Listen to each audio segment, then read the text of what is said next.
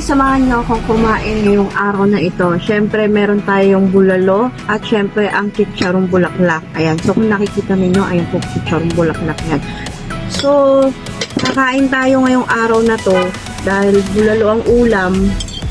Ayan po. Dahil baka po yan at gulay, siyempre. Samahan niyo akong kumain guys.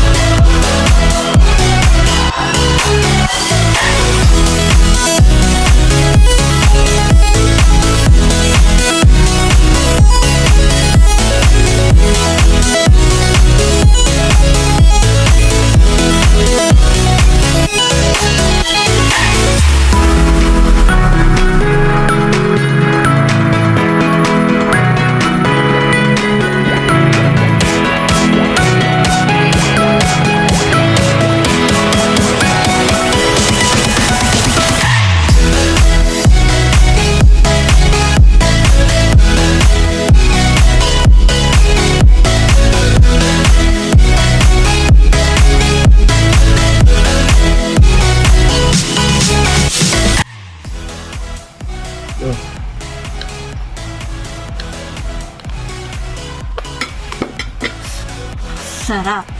Ang daming kanin at ang daming ulam. Sobrang sarap ng ulam talaga. Pinagpawisan ako ng bonggang-bongga. So, ayan po.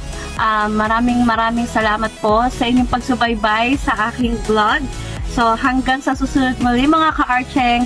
Bye!